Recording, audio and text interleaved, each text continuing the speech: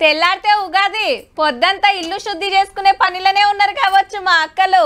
పండుగ పంచాంగాలు రేపు చెప్పుకుందాం గానీ ఇప్పుడైతే గీ వార్తలు చూడుర్రి. ఎమ్మెల్యేలు దిగుతున్నారు కారు, బలం పెంచుకుంటున్న సర్కారు.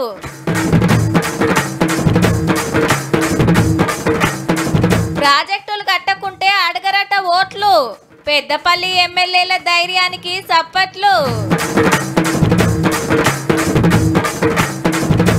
బెయిల్ రాలేదు కవితక్కకు, సిపిఐ ఆశలు పెట్టుకుంది టికెట్కు.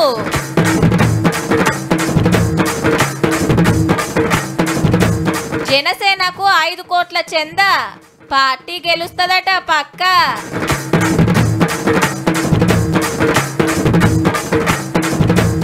స్థిరమైన ఉగాది సరుకులు అయినా తినాల్సిందే బచ్చాలు.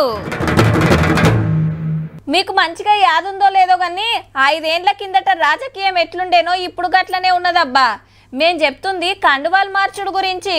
నా నియోజకవర్గం డెవలప్మెంట్ కోసమని ఒకళ్ళు, గెలిచిన పార్టీలు ఉండొద్దని మా కార్యకర్తలు గెదుముతుండని ఒకళ్ళు, అధికార పార్టీలుంటేనే పనులైతే అని ఇంకొకళ్ళు, ప్రతిపక్షాలకెళ్ళి సర్కార్లకు షరీకైనరు. అందులోకళ్ళకు మంత్రి పదవి కూడా వచ్చే. అంతకు మునుపు కూడా ఇంతే. అప్పుడు సుత ఏరే పార్టీలకెళ్ళి వచ్చిన ఓ లీడర్ మంత్రాయే. సరే, ఇంతకు ఇప్పటి వార్త ఏందంటే భద్రాచలం ఎమ్మెల్యే తెల్లం వెంకట్రావు సారు కాంగ్రెస్ కండువా కప్పుకున్నతోటి ఖమ్మం కారు కాలయ్యింది. ఇప్పుడు అందరికందరు అధికార పార్టీ ఎమ్మెల్యేలే. మొన్న బీఆర్ఎస్ లో సార్ ఒక్కడే గెలిచిండు. మళ్ళా తెల్లం సార్ ఫస్ట్ కాంచెల్లి మంత్రి పొంగులేటి శ్రీనివాసరెడ్డి సార్ టీం నుండి కాంగ్రెస్ లకు పోతే బీఆర్ఎస్ వాళ్ళు పిలిచి టికెట్ ఇచ్చిరు ఓట్లకు ముంగట.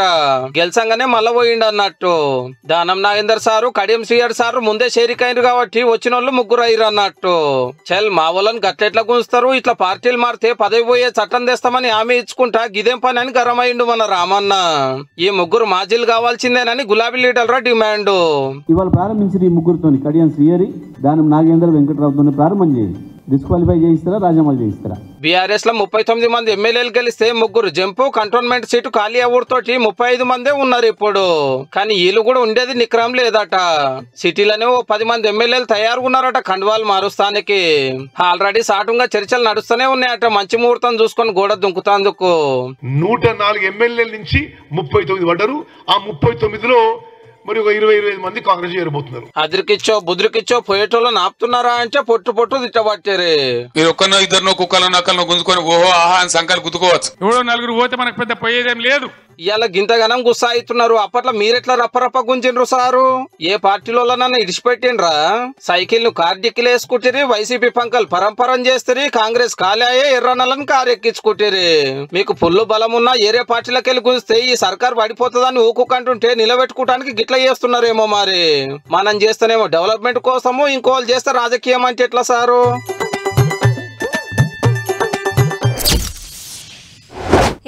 మొన్ననే అల్కగా గెలిపించిండ్రు, కారోళ్ళ పని కథమాయే, కమలం పెద్దగా లేకపాయే అని అస్సలు లాపర్వా చేయొద్దని లీడర్లకు ఆర్డర్ వేసిండు సీఎం సారు. దినా మీటింగ్లు పెడతానే ఉండాలి, కార్యకర్తలను కలుస్తూనే ఉండాలి, పబ్లిక్ కు చెప్తూనే ఉండాలని గెద్ముతుండు అందరినీ. 17 సీట్లకు పోటీ చేస్తే 14 గెలవాలనేది కాంగ్రెస్ పార్టీ తనలాట. కడమ నియోజకవర్గాల గురించి మళ్ళోపారు చెప్పుకుందాం గానీ పెద్దపల్లిలో మాత్రం జోరున్నదబ్బా. పెద్దపల్లిలో కాంగ్రెస్ పార్టీని గెలిపియవలసిందే, వంశీసార్ను పార్లమెంట్ కు పంపించాల్సిందేనని దిద్దు మీద ఉన్నారు ఎమ్మెల్యేలు. రామగుండంలో MLA Makkan Singh Thakur sir meeting పెట్టి అందరు విలువ నంపిండు.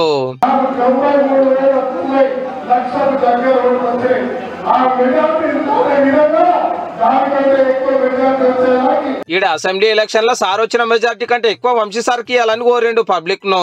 బెల్లంపల్లి ఎమ్మెల్యే వినోద్ సార్ గిట్లా అన్నాడు. మా నాయన గుర్తొస్తుండు. మా ఉన్న కుటుంబ సభ్యులు, మా 7 ఎమ్మెల్యేలు అందరూ అన్న తమ్ముళ్ళు అందరు కలిసి కట్టి మా వంశీపేటను గెలిపిస్తారని పూర్తిగా విశ్వాసంతో. ఏహే ఇంకెక్కడి బీఆర్ఎస్ కారు మొన్ననే ఖతమైంది అనేది మంచిర్యాల ఎమ్మెల్యే ప్రేమ్ సాగర్ రావు సార్ మాట. పార్లమెంట్ ఎన్నికలలో ఇవాళ టీఆర్ఎస్ పార్టీ ఖాతా తెలిసే పరిస్థితి లేదు. అనవసరంగా వాళ్ళ గురించి మాట్లాడి వాళ్ళు మర్చిపోయిన వాళ్ళు, వాళ్ళ ప్రజలు ఇడిచిపెట్టినాక వాళ్ళని గుర్తు చేసినట్టు అవుతుంది. చెన్నూరు ఎమ్మెల్యే వివేక్ సార్ ఏమో బీఆర్ఎస్ ఏల్వాడి అవినీతిని ఎరక చేసిండు మళ్ళొక పారి. అసలు ఎక్కడ చేయాలి ఈడీ రేడు? కాళేశ్వరంలో 1,00,000 కోట్ల రూపాయలు కుంభకోణం అయింది. మిషన్ భగీరథలో 45,000 కోట్ల కుంభకోణం అయింది. వాళ్ళపైన ఈడీ రేడ్ చేయాలి. 10 ఏళ్లు రైతుల ముఖం చూడకుండా ఇప్పుడు పొలం బాట పట్టిన గులాబీ లీడర్ల గురించి గిట్లా అన్నాడు పెద్దపల్లి ఎమ్మెల్యే విజయరామారావు సారు. మీ బాధ అంతా ఏంటంటే దేవుడా నీళ్లు రాకుంటే ఉంటే మంచిగుండు, ప్రాజెక్టు తూలకెళ్ళి నీళ్లు బయటికి రాకుండా మంచిగుండు, ఈ పొలాలన్నీ ఎండితే మంచిగుండు అని చెప్పి తెల్లారులెత్తే దొంగలు మీరు దేవుళ్ళ మొక్కుతా ఉన్నారు. గడ్డం వంశీ 2 లక్షల పైచిలకు మెజార్టీతోని ఈ పెద్దపల్లి పార్లమెంట్ గెలిపిపోతా ఉన్నాం. నన్ను గెలిపిస్తే యూత్ కు పక్కా జాబులు వచ్చేటట్టు చేస్తాను Peddapalli MP candidate Vamshi sir మాట ఇచ్చిండు మళ్ళొక పారి. 10 సంవత్సరాల తర్వాత కూడా ఒక నిరుద్యోగుల రాష్ట్రం తయారై కూర్చుంది. దీన్ని మారవాలంటే పని చేసే వ్యక్తులను తీసుకురావాలి. గవర్నమెంట్ సంస్థలు తీసుకొస్తే ఇక్కడ ఉద్యోగాలు పెరుగుతాయి. ఎడ్యుకేషన్ కళాశాలలు తీసుకొచ్చి ఇక్కడ ప్రాంతానికి యువతకి ఒక భరోసా ఇప్పించడానికి నేను మీ అందరి ముందు వచ్చినాను. ఇక చెప్పుకోవాల్సింది మంత్రి శ్రీధర్ బాబు సార్ సవాలు. ఈ రోజు పాలకుర్తికి సంబంధించిన లిఫ్ట్ ఇరిగేషన్ ను ఏర్పాటు చేయకుంటే రాజ్ ఠాకూర్ కూడా ఎన్నికలకు ఓటు అడిగేందుకు పోడు. పత్తిపాకకు సంబంధించిన రిజర్వాయర్ మేము ఏర్పాటు చేయకుంటే మేము కూడా ఎన్నికలకు పోము. ఇది మా ఛాలెంజ్. అగనట Palakurthi lift irrigation Pattipaka reservoir గట్టకుంటే మళ్ళా తాప కోట్లే అడగదట కాంగ్రెస్ పార్టీ. ఖుద్దు మంత్రి సారే ఛాలెంజ్ చేసిందంటే పక్కా కడతారన్నట్టే, పంటలకు నీళ్ళు ఇస్తారన్నట్టే.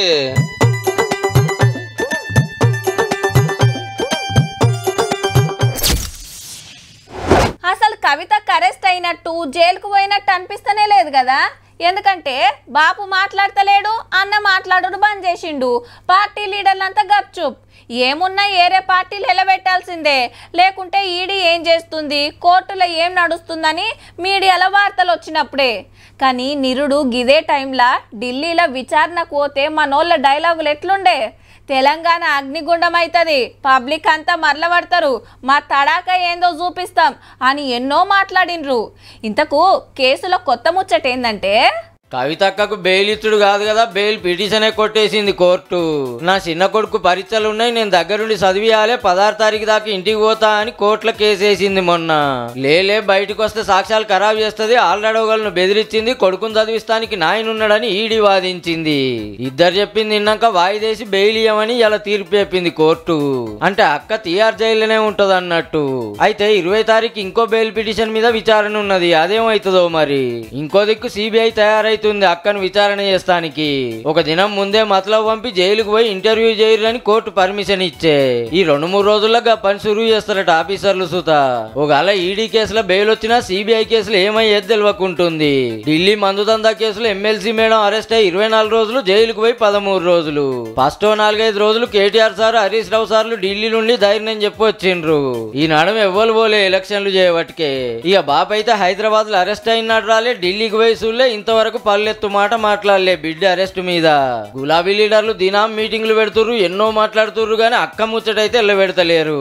కవితమ్మ అరెస్ట్ అయింది, అది కూడా మందు దందా కేసులు అని చెప్తే పబ్లిక్ మెచ్చననుకుంటుండ్రో ఏమో మరి.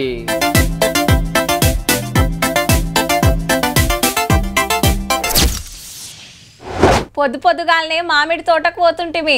మా తమ్ముడు చెట్టెక్కి మామిడాకులు తెంపిస్తుంటే నేను సంచిలో జమాయిస్తుంటిని. అట్లనే నన్ను మామిడికాయలు కోసుకొని ఆడికెళ్ళి సీదా యాప చెట్ల కాడికి పోతుంటిమి. ఇంత యాప పువ్వు తెంపుకొని ఇంటికి పోయే తొవ్వల అడిగినోళ్ళ కిందని రిమ్మలు ఇచ్చుకుంటూ పోతుంటిమి. అప్పట్లో మా అమ్మ కొత్త కుండ తప్ప ఏం కొనకపోతుండే. కానీ పట్నంలో అవన్నీ ఎక్కడి, ఏదైనా కొనుక్కోవాల్సిందే. కొత్త కుండలు, మామిడాకులు, మామిడికాయలు, చింతపండు, మోదుగాకులు, యాప పువ్వు. ఉగాది పచ్చడికి ఏమేం కావాలనో సగులం అమ్ముతున్నారు. ఊర్లల్లంటే అట్లా పోయి ఏమేం కావాలనో తెంపుకొస్తారు. కానీ పట్నంలా ఏడ దొరుకుతాయి? పల్లెలకెళ్ళి పట్టుకొచ్చి రాస్తాల పొంట అమ్ముతుంటే దొరికిందే మా భాగ్యం అనుకొని తీసుకుంటున్నారు. రేటు సుత పిరమే ఉన్నాయట. మామిడికాయల 100 రూపాయల కిలో అడిగితే 80 రూపాయల కిలో ఇస్తున్నాం. ఒకటి కావాలంటే 20-30 తీసుకుంటున్నారు. యాప పూలు, మామిడాకులు సుతా 20కెళ్ళి 30 రూపాయలు తీసుకుంటున్నారట. ఇక కుండల రేట్లు ఎట్లున్నాయంటే 150, 250, 350. ఆకులు కాయలే కాదు, అటు పూజలు చేస్తానికి పూలు సుత పిరమే. ఏడాదికి ఒక్కపారి కాబట్టి ఇంతో అంతో బేరమాడి కొనటోళ్ళు కొంతనే ఉన్నారు. రేట్లు పూలు బాగా ఎక్కువగా ఉన్నాయి. ఇవి సరే పండగ కదా, వాళ్ళకి ఇప్పుడే డిమాండ్. మొత్తానికైతే ఉగాది పచ్చడిలకు ఏమేం కావాలనో అన్ని కొనుక్కొని తయారున్నారు. తెల్లారుడే ఆల్చం, దేవుళ్లకు పూజలు చేసుకొని పచ్చడి గుంజుడే.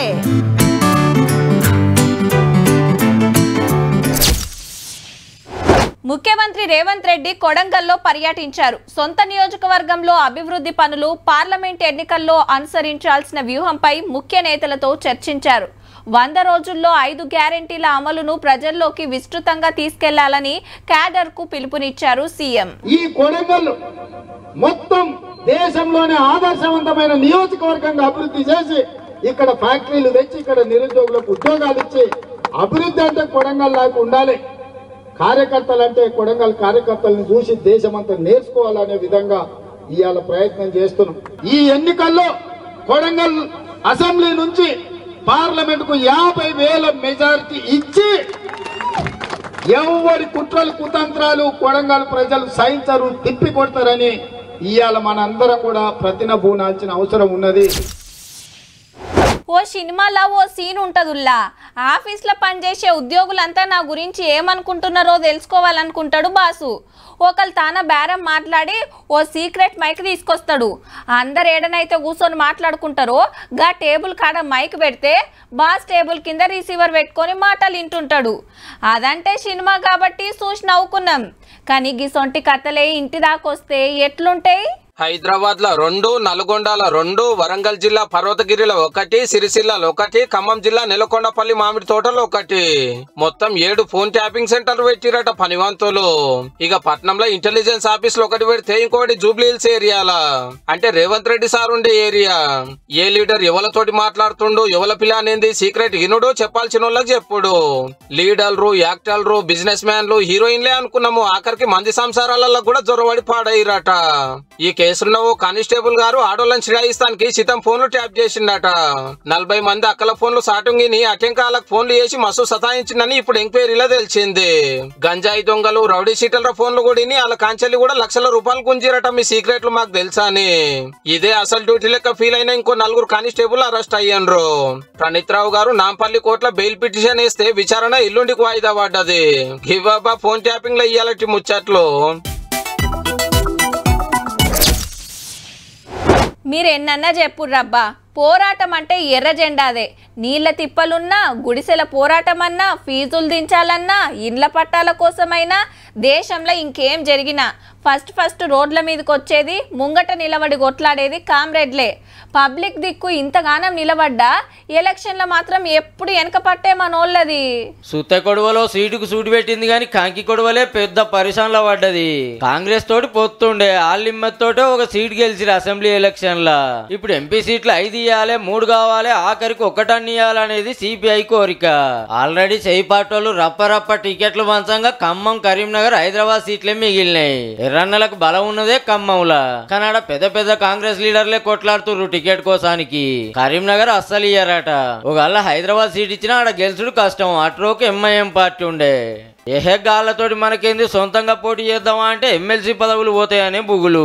అవు ఒక్క ఎమ్మెల్యే సీట్ తెస్తిరో సర్కారులకు వచ్చినాక 2 ఎమ్మెల్సీ పదవులు ఇస్తామని అప్పట్లో మాట ఇచ్చింది కాంగ్రెస్ పార్టీ. మొండికి పోయి నిలబడితే ఆయన తివ్వాపుతారేమో అని అనుమానం. అందుకే ఏం చేయలేక ఒక్క సీటు ఇవ్వరి అని ఊకూక అంటున్నారు కామ్రేడ్లు. అసెంబ్లీ ఎలక్షన్ లో సొంతంగా పోటీ చేసిన సిపిఎం ఇప్పుడు కూడా సొంతంగానే పోతుంది. కాకుంటే ఒక్క సీటుకే భువనగిరిలో కొట్లాట. ఎమ్మెల్యేలే ఒక్కరు కూడా గెలవలే. ఇక ఎంపీ గెలుచుడు కష్టమే. ఇల్లు కూడా ఈ లెక్కన చూస్తే ఈ తాపక సుత తెలంగాణకి వెళ్ళి ఎర్ర జెండా పార్లమెంట్ కు పోనట్టే.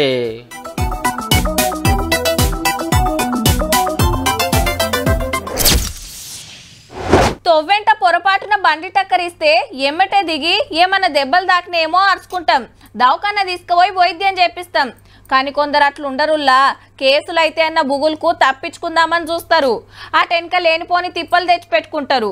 ఇక జరంత పతారా ఉన్నోళ్ళైతే అలకగా అవతల పడదామని ఏవేవో కథలు పడతారు. కానీ కాలం ఎప్పట్లెక్కనే నడవదన్న ముచ్చట మర్చిపోయి గిట్ల బుక్ అవుతారు. గుద్దిండు, ఉరికిండు, ఇప్పుడు దొరికిండు. బీఆర్ఎస్ పాత ఎమ్మెల్యే షకీల్ సార్ కొడుకే దుబాయ్కి వెళ్లి చక్కగా పంజగుట్ట పోలీస్ స్టేషన్ కొస్తే రాహిల్ ను అరెస్ట్ చేసిండ్రు. నాంపల్లి జడ్జి సార్ ఇంటికి తీసుకుపోతే ఈ నెల 22 దాకా రిమాండ్ రిమాండ్ ఇస్తే చెంచల్ కూడా జైలుకు పంపిండ్రు.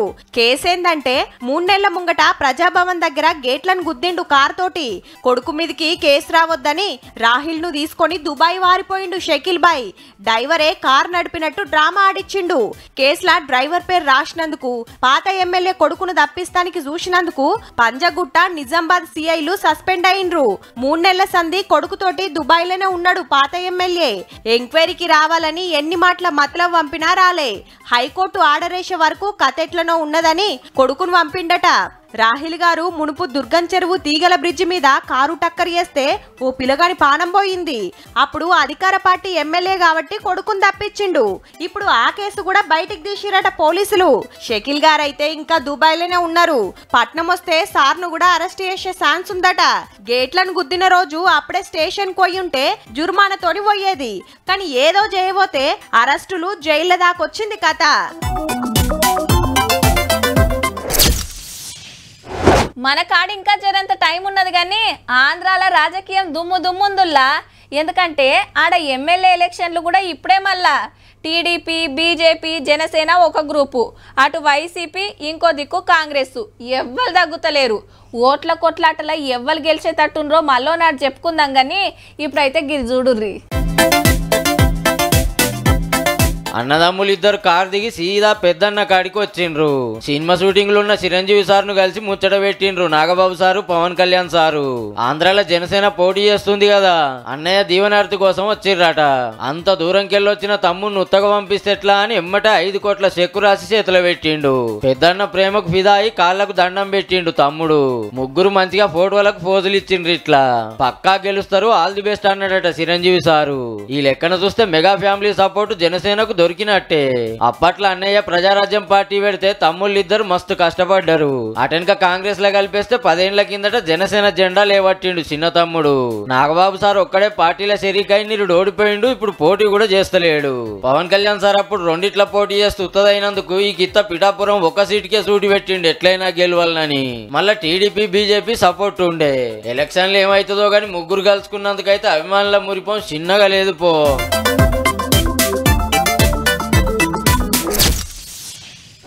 పండుగకు ఊర్లకు పోవాలని 2 రోజుల ముందే బ్యాగులు చదురుకొని ఉండొచ్చురు మా అక్కలు.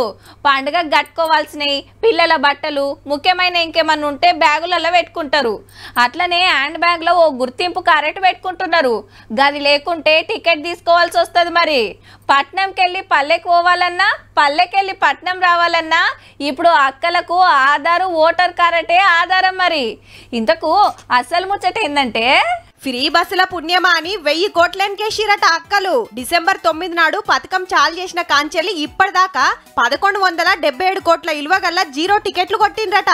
ఛార్జీలు వసూలు చేయలే కాబట్టి అంత మిగిలినట్టే కదా. మరి అప్పట్లో దినం 14 లక్షల మంది బస్సుల్లో తిరిగితే ఇప్పుడు 29 లక్షల మంది తిరుగుతున్నారంటే ఆర్టీసీని పొట్టు ఎట్లా ఆడుతున్నారో చూడురిగా. హైదరాబాదులోనే రోజుకు 6 లక్షల మంది అమ్మలక్కలు పుక్కట్ల పోయొస్తురట. బస్సు రాగానే ఎక్కాలే, ఆధార్ కార్డు చూపిస్తే అయిపోయాయి. 7 గంట ఆడికి పోవచ్చు. జాతరలు, గుళ్లకు గుంపులు పోతున్నారు ఆడోళ్ళంతా. ఏడ పెండ్లైనా దావతున్నా తప్పకుండా పోతురట బస్ కిరాయి లేనందుకు. ఇక జాబులకు, కంపెనీలకు పోయేటోళ్ళు అప్పట్లో 1500 దాకా బస్ పాసులకే పెట్టేటోళ్ళాయే. ఆ పైసలు దాచుకుంటురట ఇప్పుడు. ఇక బీజేపీ వాళ్ళని చూడుర్రి ఏం డిమాండ్ చేస్తున్నారో. మెట్రో రైల్లో మహిళలకు ఉచిత ప్రయాణం లేదే. మన తెలంగాణలోనే నగరంలోనే తిరుగుతున్నటువంటి ఎంఎంటీఎస్ రైళ్లలో మహిళలకు ఉచిత ప్రయాణం లేదే. హగనట మెట్రోల ఎంఎంటీఎస్ రైళ్లలో కూడా లేడీస్ కు టికెట్ తీసుకోవద్దట. ఏమో ఆడోళ్ళ ఓట్ల కోసానికి ఏ పాటోళ్ళన్నా గిదే హామీ ఇచ్చినా ఇస్తారు పో. కోరిన కోరికలు తీరిస్తే ఏంలాడ రాజన్నకైతే కోడె మొక్కులు పెడతారు. మేడారం సమ్మక్క సారక్కలకైతే బెల్లం మొక్కులు అప్పచెప్తారు. అయ్యప్ప స్వామికైతే 41 రోజులు మాల వేసుకొని ఇరుముడి కట్టుకొని శబరిమల పోతారు. తిరుపతి ఎంకన్నకు నిలువు దోపిడి ఇచ్చుకుంటారు. ఒక్కొక్క దేవుణ్ణి ఒక్కో తీర్ల కొలుసుకుంటారు. ఒక్కో తీర్ల మొక్కులు పెడుతుంటారు. అట్లనే మల్లన్నను గిట్ల కొలుసుకుంటారు భక్తులు.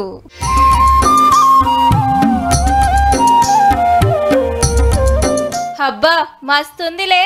ఐలోనే మల్లన్న పెద్ద పట్నం మరి 9 గంటలు చెమట తీసి 52 ఫీట్ల పొడుగు 52 ఫీట్ల వెడల్పు తోటి తీర్తి రంగులతో వరిస్తే ఇంత ముద్దుగొచ్చింది. మల్లన్న జాతరల ఆఖరి ఆయతరం ఇట్లా పెద్ద పట్నం వేస్తారన్నట్టు. నడిమిట్ల 4 గడులు, ఓ దాంట్లో స్వామివారు, ఇంకో దాంట్లో డమరుకం, ఇంకో దాంట్లో శివలింగం, ఇంకోటి త్రిశూలం. ఇక దేవుణ్ణి దలుచుకుంటూ పోయి పట్నం దొక్కిండ్రు భక్తులంతా. సంక్రాంతికి చాలైన ఐలోను జాతర ఉగాది కొడుస్తదన్నట్టు. ఈ ముచ్చటిట్లుంటే కొమరెల్లి జాతరల ఆఖరి ఆయతారం జోరుగా నడిచింది. ఇండ్లు దోసుకుంటారు, బ్యాంకులు ఊడుస్తారు, ఏటీఎంలకు సూటి పెడతారు, దుకాణాలు లూటీ చేస్తారు. బయట పెట్టిన బండ్లు ఎత్తుకపోయేటోళ్ళు కొందరైతే పర్సులు, ఫోన్లు, మెడల చైన్లు గుంజే బ్యాచ్ అలాగుంటది. కానీ గీడికి పోవాలంటే మాత్రం వెనక ముందు ఆడేది.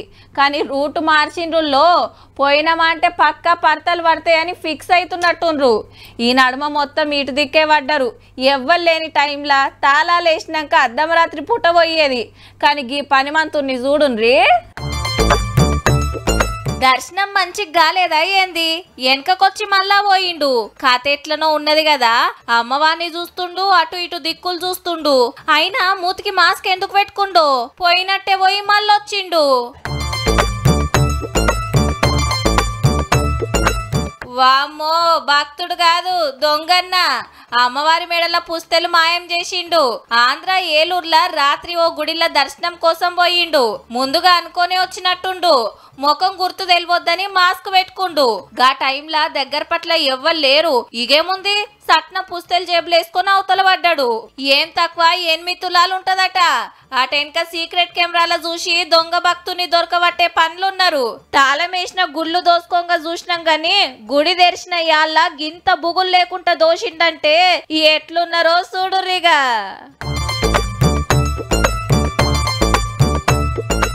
చూసిండ్రు కదా. ఇక ఇయాల్టి తీన్మార్ వార్తలు ఉంటాం మళ్ళా.